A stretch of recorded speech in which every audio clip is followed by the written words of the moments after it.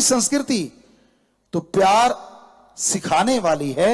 हमारी संस्कृति प्यार से दूर नहीं करती। ये बच्चों को गलतफहमी है, पर प्यार की आड़ में यूज एंड थ्रो ये गलत है। होता क्या है, आप भावुक हो जाते हैं और भावुकता में आपको यह नहीं पता चलता सामने वाला सही है या नहीं है। आज फेसबुक पे हमने एक कल शूट किया है, आज आएगा हार्ट टचिंग स्टोरी। आप चेक कीजिएगा और आपको पता चल जाएगा कि हम क्या मैसेज देना चाहते हैं।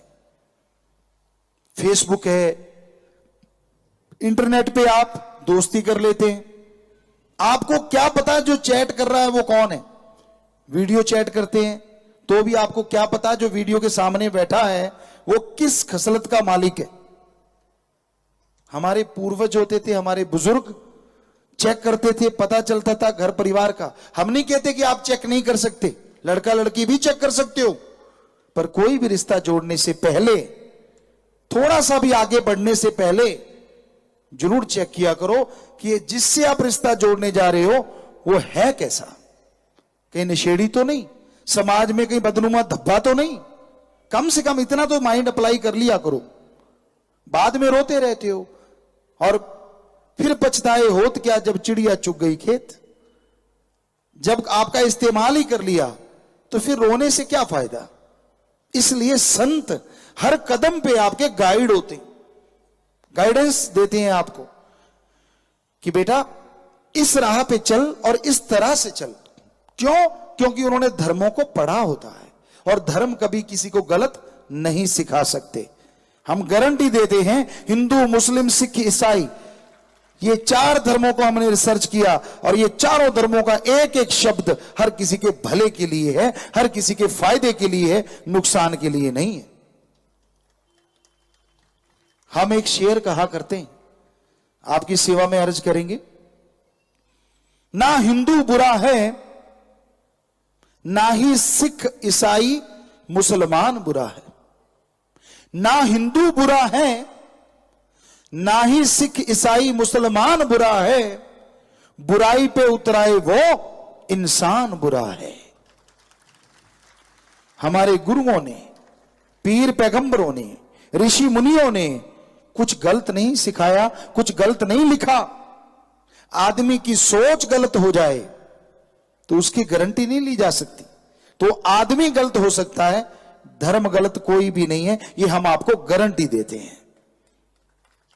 क्योंकि धर्म का मतलब धारण करना, अपनाना, जोड़ना, तोड़ना नहीं। धर्म शब्द का मतलब ये है, धारण कर लो, अपना लो, इंसान को इंसान से जोड़ो, इंसान को ओम हरि अल्लाह वाहिगुरु राम से जोड़ो, इंसान को प्यार मोहब्बत से जोड़ो, पर बेगरज निस्वार्थ प्यार होना चाहिए, उसमें स्वार्थ नहीं होना चाहिए। यहां स्वार्थ आया नहीं कि प्यार मोहब्बत की नींव डगमगाने लगती है, कच्चा हो जाता है वो प्यार।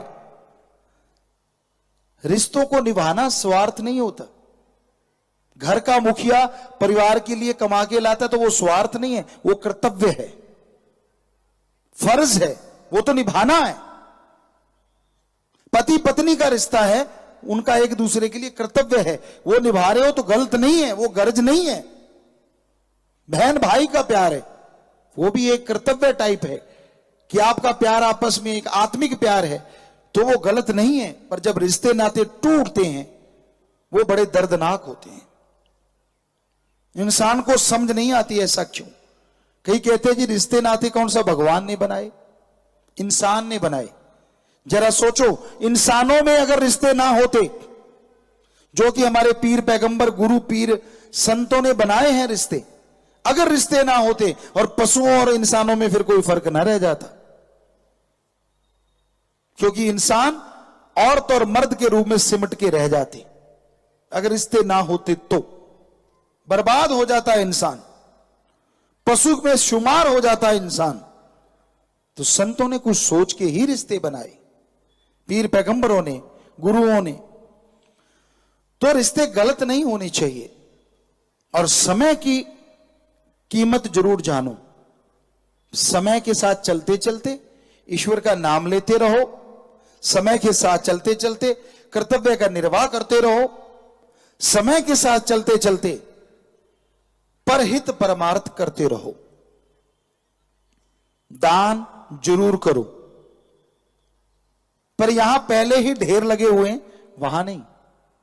आप निगाह मारो, आपके आसपास कोई बीमार है, उसका जाके इलाज करवा दो। 100 रुपया भी लगाया ना, वो इतना बढ़िया दान है जो लाखों से बढ़ के है, क्योंकि आपने किसी की बीमारी दूर कर दी। किसी गरीब की बेटी की शादी करवा दो, क्योंकि यह भी सामाजिक तौर पे बहुत बड़ा कार्य है और यह भी सच्चा दान है। किसी गरीब बच्चे की पढ़ाई करवा दो, भूखे को खाना, प्यासे को पानी, जीते जी खूनदान, मरणोपरांत शरीर दान। ये इतने बड़े दान हैं, अगर आप सच्चे दिल से करो तो यकीन मानो आप ही तो क्या, आपकी पीढ़ियां भी हमेशा सुखी रहेंगी, खुश रहेंगी। कई कह देते हैं जी मरने के बाद शरीर दान, अगर जलाएंगी नहीं तो मुक्ति नहीं होगी। यह आपका भ्रम है। शरीर तो अगर नहीं जलाओगे सड़ जाएगा, गल जाएगा। या तो यह होना कि वो सही रहेगा। आत्मा गई तो शरीर का कोई मूल्य नहीं, और आत्मा है तो शरीर का मूल्य है। जब आत्मा ही चली गई तो क्यों ना शरीर का भी मूल्य पा लिया जाए। बॉडी डोनेट करोगे, कितने उससे डॉक्टर सीखेंगे और आने वाली पीढ़ियों का भला करेंगे। तो जाते जाते भी आपने दान देके बहुत बड़ा काम कर दिया, बहुत बड़ा काम।